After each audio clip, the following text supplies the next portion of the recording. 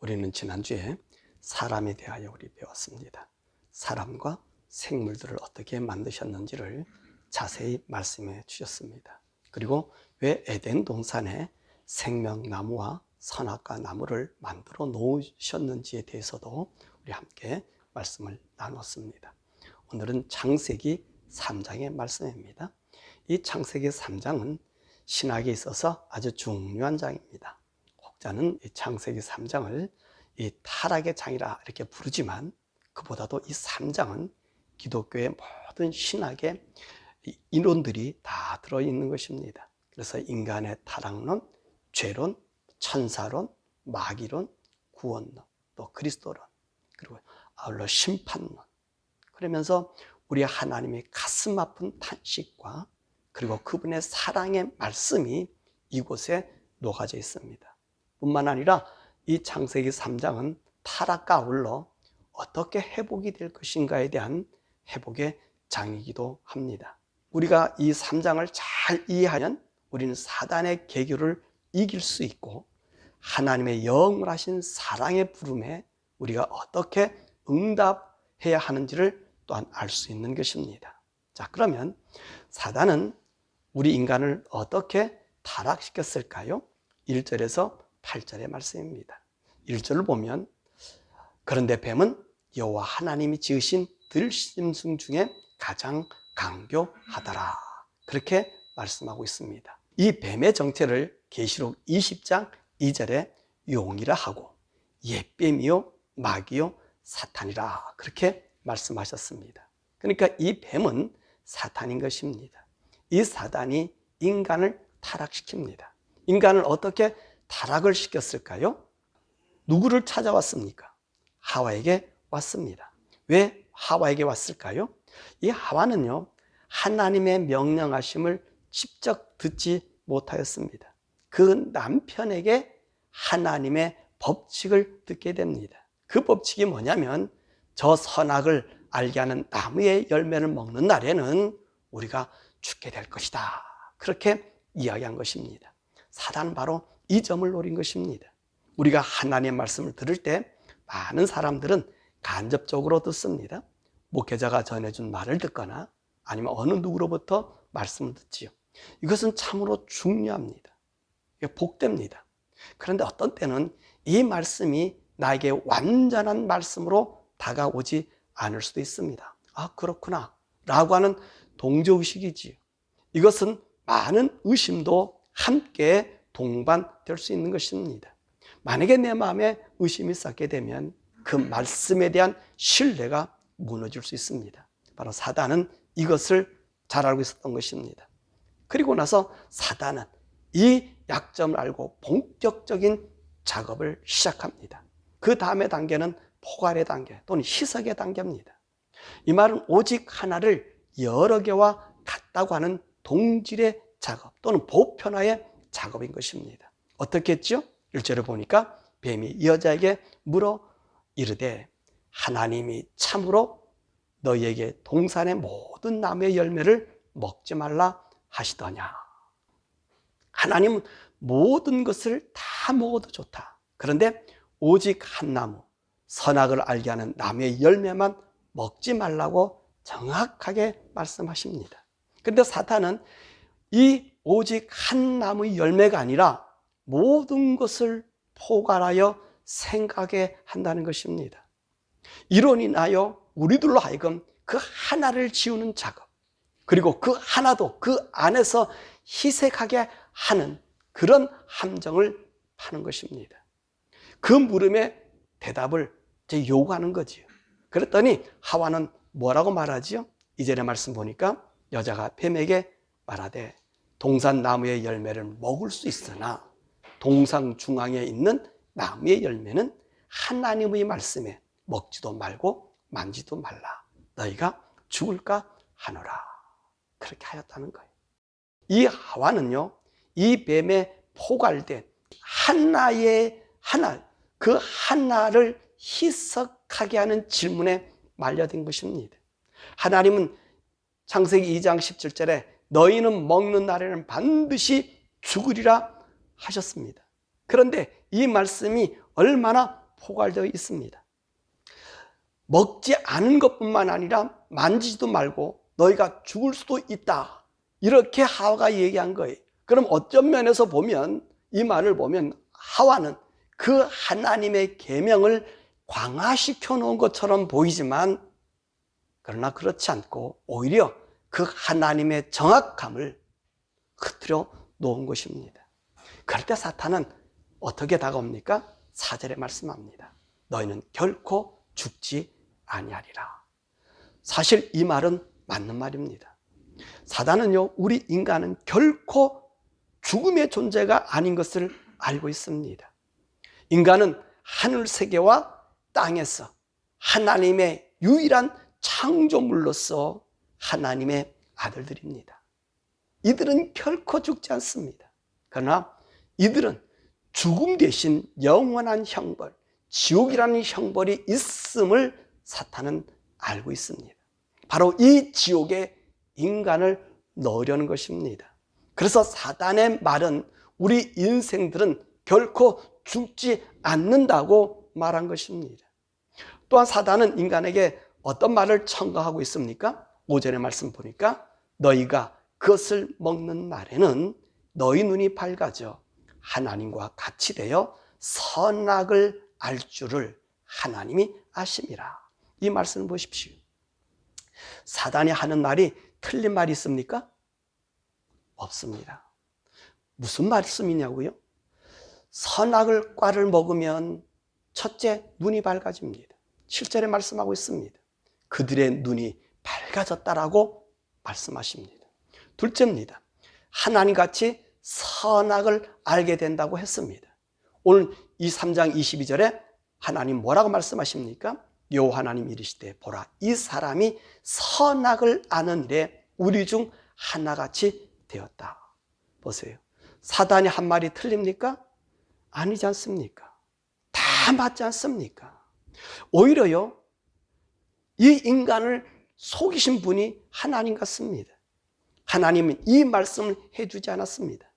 너희가 먹는다는 정령 죽으리라 하셨지 사탄처럼 세세히 알려주지 않았습니다. 그래서 이들은 사단의 말에 동의한 것입니다. 그 말을 따르기로 결정한 것입니다. 이렇게 되니 이 여자의 눈에 이 열매는 어떻게 보이게 되었을까요? 6절입니다. 여자가 그 나무를 본즉 먹음직도 하고 보암직도 하고 지혜롭게 할 만큼 탐스럽기도 한 나무인지라. 자, 이렇게 사탄의 말에 재해석을 하게 되니까 그 금단의 열매가 다른 어떤 나무 열매보다도 더 신기해 보인 것입니다. 정말 먹기에 좋아 보이고 보기에도 좋고 더욱이 선악을 구별할 수 있는 나무라고 생각하니 지혜롭게 할 만큼 탐스러운 나무, 그 열매였던 것입니다. 여기서 탐스럽다는 말은 갈망하는, 열망하여 마음이 빠져들어 확장되어 본래 모습보다 더 커지는 바로 그런 뜻인 것입니다. 그래서 그 열망의 간절함에 이 선악과를 따먹은 것이지요. 자, 그리고 이 선악과를 따먹고 나서 어떤 일이 벌어졌습니까? 자, 선악과를 먹은 하와가 죽었습니까? 안 죽었습니까? 안 죽었습니다. 살아있지요. 그리고 그 모든 환경이 변한 것이었습니다. 맛은 정말로 달았겠죠? 그래서 하와가 그 열매를 따서 누구에게 주죠? 자기 남편 아담에게도 줍니다. 아담도 그 열매를 먹었습니다. 아담이 왜 이 열매를 먹었을까요? 하와가 그 열매를 먹었어도 아무런 변화가 없었기 때문입니다. 그래서 아담도 그 열매를 먹었을 것입니다. 그런데 이들은 죽지 않았습니다. 정말 사단이 말한 대로 죽지 않음이 증명이 되었습니다. 그렇다면 무엇이 이들을 기다리고 있었을까요? 눈이 밝아진 일입니다. 3장 7절에 보니까 이에 그들의 눈이 밝아져. 여러분, 하와가 혼자 그 과일을 먹었을 때는 하와에게는 아직도 눈이 밝아지지 않았습니다. 밝아졌었을지도 모르죠. 아마 밝아졌을 거예요. 그런데 이제 이 선악과를 먹은 한 명이 더 생기자 이들의 눈이 밝아지게 되었다는 것입니다. 왜 그럴까요? 이제는요, 서로가 비교하는 일, 분별한 일이 생겨지게 된 것입니다. 그것이 무엇이었습니까?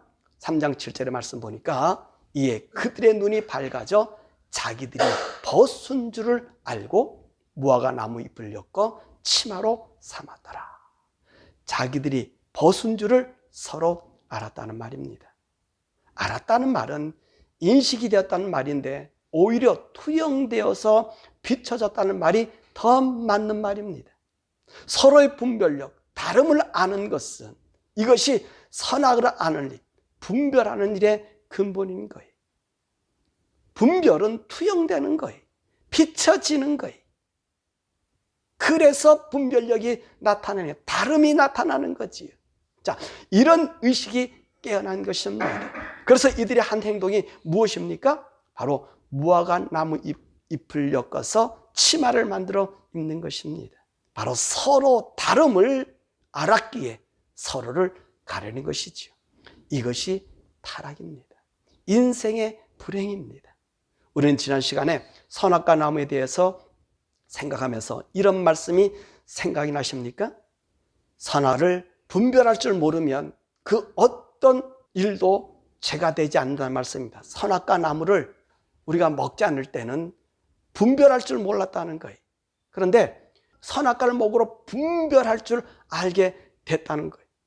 만약에 우리가 분별한 일이 없으면 죄가 되지 않습니다. 왜 그렇죠? 구별점이 없고 비춰지는 것이 없기 때문인 것입니다. 그래서 그것은 죄가 성립되지 않습니다. 그러나 이제 분별력이 생겼고 다름을 판단할 수 있고 그것이 우리 마음에 자리를 잡아 이제는 내가 기준이 되어 거울을 가지게 되어서 그 분별하는 그 분별이, 그 판단하는 그 판단이 오히려 나를 판단하여 심판하게 되는 것입니다. 이것이 죄요 불행입니다. 이 죄의 근본은 어떤 것입니까? 8절에 말씀이 있습니다. 그들이 그날 바람이 불 때에 동산에 거느시는 여호와 하나님의 소리를 듣고 아담과 그의 아내가 여호와 하나님의 낯을 피하여 동산 나무 사이에 숨은지라. 자, 왜 숨었을까요? 왜 숨었다 그랬죠? 여호와 하나님의 소리를 듣고 피하였다는 것입니다. 예, 그렇습니다. 하나님의 말씀 듣는 것을 피하는 것이 무엇이다? 죄라는 말입니다. 인생들의 죄는 아주 간단합니다. 하나님의 말씀 듣지 않는 것이 죄입니다. 그렇습니다. 우리는 이 선악과를 먹을 때 어떤 현상이 일어났습니까? 이들은 죽지 아니하였고 정말 저들의 눈이 밝아져 분별력을 가진 유일무이의 피조물이 된 것입니다. 그런데 왜 이들은 하나님을 피하였습니까? 하나님의 말씀을 듣지 않았음에 있었던 것입니다. 이것이 죄입니다. 자, 이 죄의 주인은 누구지요? 바로 사단이 주인입니다. 왜 그럴까요? 요한복음 8장 44절의 말씀해 보니까 사단은 진리가 그 속에 없으므로 거짓말을 말할 때 자기의 것으로 말을 하는 거짓말장이요 거짓의 아비요 처음부터 살인자라, 그렇게 말씀하고 있는 것입니다. 바로 죄의 주인인 사탄인 것입니다. 그런데 아담과 하와가 누구의 말을 들었습니까? 하나님의 말씀이 아닌 이 사단의 말을 듣고 있지 않았습니까? 그래서 인간은 이 사단의 종이 된 것입니다. 하나님은 우리 인간을 아들로 만들어 모든 영광과 권세를 다 주셨는데 사단은 우리를 그의 종으로 만들었습니다. 이제는 사람들은요, 하나님 말씀보다 사단의 말을 더 잘 듣습니다. 거짓을 만들어냅니다. 이 거짓을 진리로 규정하고 따르도록 사람에게 전달하면 인간은 얼마나 이 말을 잘 듣는지 모릅니다. 여러분, 이 세상의 정보에 진실이 얼마나 될까요? 여러분이 알고 있는 이 세상의 진실이라는 것, 그것은 없습니다. 모두가 감춰졌다고 생각하시면 됩니다. 우리는 이 거짓된 정보 속에서 그들에게 속아 춤을 추고 있습니다. 이것에서 벗어나야 합니다. 왜 그럴까요? 이 땅은 사단의 것입니다. 이 땅의 주인이 사탄이기 때문에 그렇습니다. 우리 인생은 그 사단의 하수인 일뿐인 것입니다. 이 세상이 종말로 치닫게 되면 누가 가장 거짓말을 잘하느냐? 그런 사람들을 환호합니다. 진실을 말하면 거짓이 되고 거짓에 거짓을 더한 더러운 거짓말을 하는 사람들은 그들의 말을 진실로 믿게 됩니다. 우리는 이것에서 벗어나야 합니다. 이제 우리는 하나님의 말씀을 들어야 합니다. 하나님의 말씀 듣는 것이 죄에서 떠나는 일인 것입니다. 에덴 동산의 비극, 인류의 비극은 하나님의 말씀을 듣지 않고 사단이 속이는 탐스러움, 그 갈모항에 사로잡혀 이 죄에 빠지게 된 것입니다. 자, 이렇게 죄진 인간에게 내려진 벌이 무엇이죠? 16절에서부터 24절의 말씀입니다. 육체적인 고통이에요. 남자에게는 땀을 흘려야 먹고 살 수 있겠고요. 여자는 애를 낳고 수고를 더함을 주었고 남편의 다스림을 받도록 했습니다. 또한 육체의 죽음을 가져야 했고요.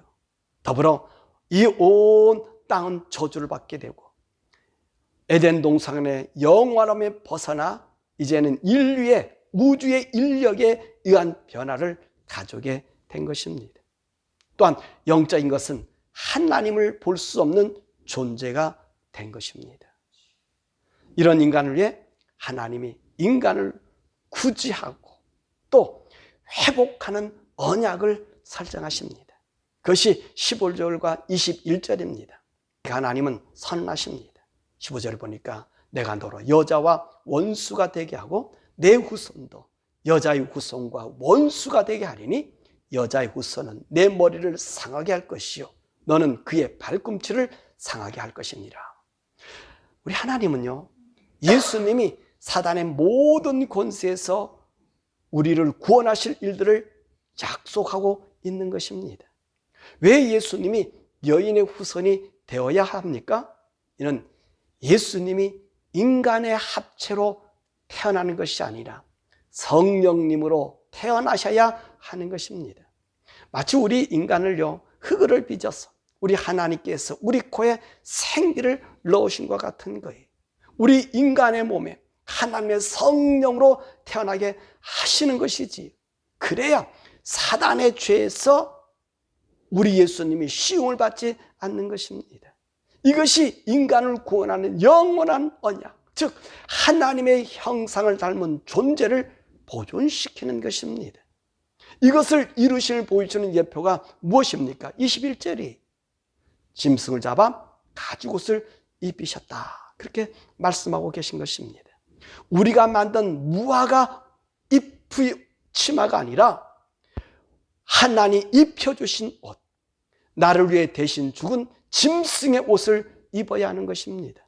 바로 이 옷이 예수님의 죽으심으로 우리에게 입혀질 세마포 옷인 것입니다. 그래서 우리 예수님은 여인의 후손으로 이 땅에 오셔서 사단으로부터 죽임을 당하여 인간을 구원하시는 것입니다.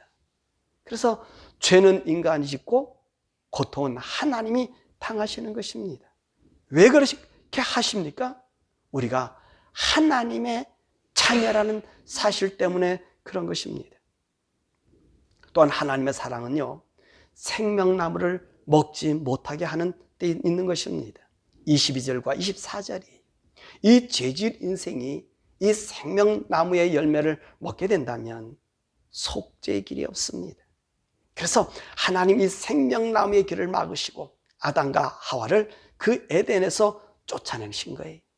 비록 인생이 가시와 엉겅퀴가 있는 수고의 땅에서 한시적인 삶을 사는 게 낫지, 완벽한 에덴 동산에 머물며 이 죄를 간직한 채 영생나무의 열매를 먹게 되면 하나님과 영원히 살 수 없기 때문에 하나님은 이들을 에덴 동산에서 쫓아내시고 하나님의 언약, 여인의 후손을 통하여 새롭게 변화될 하나님의 아들의 영광을 그 회복을 기다리게 하신 것입니다. 이것이 하나님의 사랑이에요. 우리 인생이 하나님의 자녀임을 온 우주와 온 하늘에 선포하는 것입니다. 말씀을 맺습니다. 우리 인간이 하나님을 떠난 시간이 얼마나 될까요? 정말 오랜 세월이 지나고 나서 하나님을 떠났을까요? 오늘 말씀을 보면 그렇게 오랜 시간이 지난 것 아닌 것 같습니다. 8절의 말씀 보니까 그들이 그날 바람이 불 때 동산에 거느시는 하나님의 소리를 듣고, 여러분 이 부분에 대해서 미드라시는 이렇게 말합니다. 인간의 타락은 하루도 채 되지 않아서 일어났다, 그렇게 말합니다. 그러면 인간의 회복은 얼마나 걸렸을까요? 오늘 본문의 말씀 보니까 하나님 사역 또한 하루를 지나지 않고 인간을 회복해 주심을 알 수 있는 것입니다. 사랑하는 여러분, 오늘 우리는 하나님의 이 회복의 길에 우리가 서 있어야 될 줄 믿습니다. 그러면 죄와 의로움은 무엇으로 갈릴까요? 오늘도 말씀 배웠죠? 바로 하나님의 말씀을 듣느냐 사단의 말을 듣느냐에 달린 것입니다. 사단의 말을 보면 그 모든 것이 무엇이라고요? 사실입니다. 다시 얘기할까요? 사단의 말을 보면 그 모든 것이 사실입니다. 선악과를 먹으면 눈이 밝아지고요, 선악을 분별하게 되고요, 하나님같이 된다. 이 말이 맞지 않습니까? 사실입니다. 그들은 눈이 밝아졌고 분별할 줄 알았고 하나님과 같이 되었습니다. 그건 누가 그랬습니까? 하나님 그랬잖아요. 이들이 선악을 분별하고 우리와 같이 되었다. 그런데 진실이 무엇입니까? 그러면 사실인데 진실은 무엇입니까? 밝아진 눈이 선악을 분별하여 판단하는 것은 좋은데 그들은 참 하나님이 되지 않았다는 것입니다. 오히려 자신들이 하나님이 되었단 말입니다. 무슨 말이냐면 인간은 선악과를 먹음으로 해서 자신만이 하나님이 되었습니다. 자신이 왕입니다. 요즘에 많은 사람들이 하는 듣기 좋은 말이 있습니다. 그것이 무엇이지요? 자신을 사랑하라. 자신을 사랑하지 못하는 자는 남을 사랑할 수 없다. 그래서 자신을 먼저 사랑하라고 합니다. 예, 이 말은 사실입니다. 그러나 이 말은 진실이 아닙니다. 사단의 말과 같습니다. 내가 하나님처럼 된다는 말과 같은 것입니다. 왜요? 하나님은 자신을 사랑하는 내가 왕이 아니라 돕는 자로 살게 하신 것입니다. 아담과 하와가 무화과 잎으로 치마를 만들어 입었다는 말은 자기화, 자신들이 왕이 되었다는 것입니다. 그래서 사람들은요, 자신이 왕이 되었기 때문에 자신을 사랑합니다. 모든 것이 내 기준이 됩니다. 모든 것이 내 기준이 되면 하나님과 더 멀어지고 하나님도 나의 종으로 부립니다. 자신들의 요구만 들어줄 것을 강요하게 됩니다. 이렇게 되면 우리는 하나님과 멀어지고 더 나아가 하나님도 무시합니다. 그래서 자기가 보는 것만 보고 듣고 싶은 것만 듣고 자기가 하고 싶은 것만 하게 되지요. 그러므로 자기 사랑은 피해야 합니다. 오히려 자신을 버리는 일을 해야 합니다. 자신을 하나님께 맡기는 일을 해야 합니다. 내게 불행이 와도 하나님께 모든 것을 맡겨 내가 왕이 되는 것, 내가 나의 애증에 빠지는 것을 막아야 합니다. 이때 비로소 우리는 참 행복을 맛보게 됩니다. 하나님이 나의 모든 것이 되는 것을 체험하게 됩니다. 참 자유와 행복을 회복할 수 있습니다. 또한 우리는 하나님의 말씀의 절대화를 평준화시키는 것을 경계해야 합니다. 이것이 마귀의 전략입니다. 그러므로 하나님 말씀은 그대로 믿어야 하고 그대로 전해야 합니다. 그렇지 않으면 잘 설명한다고 하는 그것이 우리를 자연스럽게 사단의 밥이 되는 길을 걷게 합니다. 누가 그랬습니까? 하와가 그랬습니다. 절대화된 하나님의 말을 자연스럽게 잘 설명한다고 붙여놓아서 사단의 밥이 되었습니다. 왜 진리의 하나님의 말씀이 서구 기독교에서 거짓 복음으로 바뀌어지고 있습니까? 이렇게 섞어놔서 그렇습니다. 우리는 이것을 주의해야 합니다. 이 마지막 때는요, 정말 하나님 말씀 그대로 믿어야 합니다. 가감하지도 말고 믿어야 합니다. 어떤 것도 첨가하지 말고 성경의 말씀에서 말씀하시는 그 말씀의 음성만 들어야 합니다. 그래야 우리 영혼이 삽니다. 왜 예수를 믿습니까? 천국 가기 위함입니다. 천국 가려고 예수를 믿는 것입니다. 왜 교회에 옵니까? 천국 가기 위함입니다. 이 땅에서 행복을 위해서가 아닙니다. 혹자는 이렇게 말할 수 있습니다. 이 현실에서 누리면서 살아야지 천국도 있다고 합니다. 그래서 현실이 잘 되는 것을 보면 우리의 믿음이 더욱더 좋아지고 이것을 계속 경험하다 보면 하나님과 가까워져 천국도 갈 수 있다고 합니다. 그러나 그렇지 않습니다. 세상의 좋은 것을 계속 맛을 보다 보면 그 맛에 점점 취하여 천국은 그만큼 멀어집니다.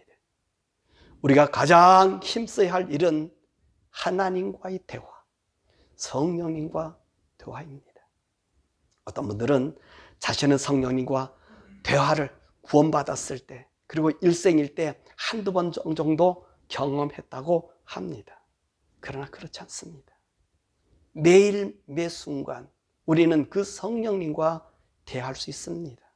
얼마나 감동적인 줄 아십니까? 얼마나 황홀한 줄 아십니까? 이 창세기 3장은 바로 우리 자신을 보게 하는 말씀입니다. 사단은 우리에게 사실을 말합니다. 그러나 우리가 믿는 절대화를 포괄화를 만들고 자신을 합리화시켜 좌결을 만들어 하나님이 되게 합니다. 그러나 이 사실 뒤에 있는 진실은 숨겨놓습니다. 그 진실은 우리 모든 것을 분별하고 포괄하여 합리한다고 해서 인간이 하나님이 될 수 없으며 오히려 하나님과 멀어지게 되고 종국은 영원한 지옥의 형벌을 피할 수가 없게 되는 것입니다. 그러므로 우리는 하나님으로부터 가죽옷을 입힘을 받아야 합니다. 예수님의 보혈로 우리의 세모포가 날마다 씻겨져야 합니다. 성령님의 음성을 따라 살아야 합니다. 하나님의 말씀을 절대화해야 합니다. 그것이 바로 나를 사랑하는 일이요, 내 눈이 열리는 것이요, 영원히 사는 길입니다. 이 회복의 은혜, 하나님의 사랑을 날마다 체험하시었어 사단의 함정에서 건진받는 우리 성도가 되시기를 난 간절히 축원합니다.